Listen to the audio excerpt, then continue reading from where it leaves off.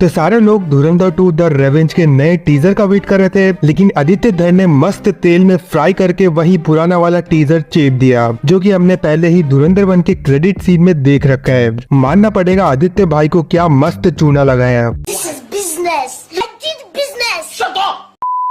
अब अपने आदित्य भाई ने तो धोखा दे दिया, लेकिन मैं धोखा नहीं देने वाला हूँ। मैं दिखाऊंगा तुम्हें धुरंधर 2 का असली टीजर, जो कि ऑलरेडी यूट्यूब पे बहुत पहले ही आ चुकी थी।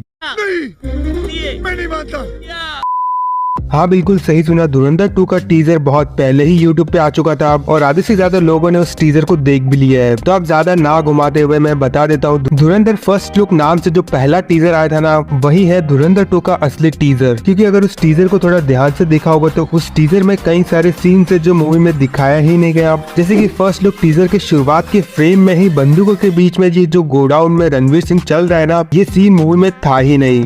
यही नहीं, गाड़ियों के ग्रेवयार्ड वाले फाइट सीक्वेंस को ही ले लो और लियारी का गैंग वॉर वाला सीक्वेंस भी मूवी में दिखाया ही नहीं गया। इवन फर्स्ट लुक टीजर में अर्जुन रामपाल और रणवीर सिंह के बीच होने वाली फाइट सीन भी पहले ही दिखा दिया गया है, जो कि धुरंधर 2 का बहुत बड़ा स्पॉइलर है। तो हाँ, अगर धुरंधर 2 का असली वाला टीजर देखना है तो धुरंधर 1 फर्स्ट लुक वाला टीजर देख लो, वही है धुरंधर 2 का असली टीजर। ये जो अभी हाल ही में आया है द रेवेंज वाला टीजर, वो भी धुरंधर 2 का ही टीजर है, लेकिन फर्स्ट लुक वाले में ज्यादा डिटेल्स है। बाकी अगर अब इन दोनों टीजर को ब्रेक डाउन करो तो धुरंधर 2 के बारे में काफी कुछ पता चल रहा है इन दोनों टीजर से। जैसे कि रहमान डकैत के मरने के बाद रणवीर सिंह का कैरेक्टर पूरे लियारी सिटी का दिल जीतकर पूरे सिटी पे उसने कब्जा कर लिया है, और एक तरफ अर्जुन रामपाल का कैरेक्टर मेजर इकबाल ये पता करवाने में लगा हुआ है कि आखिर रहमान डकैत को किसने मारा, जिसके कारण उसके अगले अटैक का पूरा प्लान फेल हुआ है। तो हाँ, धुरंधर 2 में हमें अर्जुन रामपाल और रणवीर सिंह के बीच चूहे बिल्ली वाला खेल देखने को मिलेगा।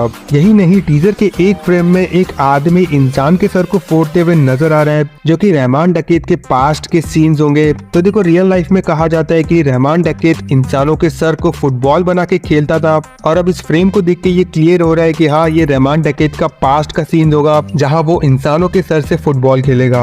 और हाँ, एक और इंटरेस्टिंग डिटेल के बारे में बताता हूँ, एक बार इस डायलॉग को सुनाओ।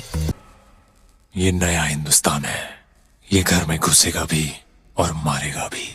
अब देखो, ये जो डायलॉग है ना, ये सेम डायलॉग आदित्य धर की ये फिल्म पूरी सर्जिकल स्ट्राइक मूवी में भी दिया गया था, और अब वही सेम डायलॉग धुरंधर में भी सुनने को मिल रहा है। तो हाँ, इस डायलॉग से थोड़ा बहुत कंफर्म हो रहा है कि पूरी सर्जिकल स्ट्राइक और धुरंधर दोनों मूवीज कनेक्टेड हो सकती है। अभी हाल ही में एक न्यूज भी चल रहा था कि धुरंधर 2 में विक्की कौशल का कैमियो हो सकता है, ऐसा सुनने में आ रहा था। और अब धुरंधर के टीजर में वो डायलॉग सुन के तो ये कंफर्म ही लग रहा है कि हाँ, पूरी सर्जिकल स्ट्राइक वाले विक्की कौशल का कैमियो हो सकता है। अब कुछ लोग इस बात से कंफ्यूज्ड है, उरी और धुरंधर में अजीत डोभाल का रोल दो अलग अलग एक्टर्स ने प्ले किया है, तो ये दोनों मूवीज कनेक्टेड कैसे हो सकती है, इस बात का कंफ्यूजन बना हुआ है। तो हाँ, अब मैं यहाँ पे थोड़ा सिंपल वे में समझा देता हूँ। तो देखो, उरी सर्जिकल स्ट्राइक और धुरंधर में अजीत डोभाल का रोल भले अलग अलग एक्टर्स ने क्यों ना प्ले किया हो, लेकिन कैरेक्टर तो सेम ही है ना, बस एक्टर्स अलग अलग जरूर है लेकिन कैरेक्टर एक ही है। अब देखो, यहाँ पे मैं थोड़ा और सिंपल वे में समझाने की कोशिश करता हूँ। अब डायरेक्टर आदित्य धर चाहे तो उरी सर्जिकल स्ट्राइक से परेश रावल को धुरंधर में आर माधवन की जगह ला देंगे तो कोई दिक्कत ही नहीं होगा, क्योंकि दोनों कैरेक्टर सेम ही है, बस एक्टर अलग अलग है। अब होप करता हूँ कि तुम्हें अच्छे से समझ में आ रहा होगा कि मैं क्या कहना चाहता हूँ। उरी सर्जिकल स्ट्राइक और धुरंधर दोनों कनेक्ट हो सकते हैं अगर डायरेक्टर चाहे तो।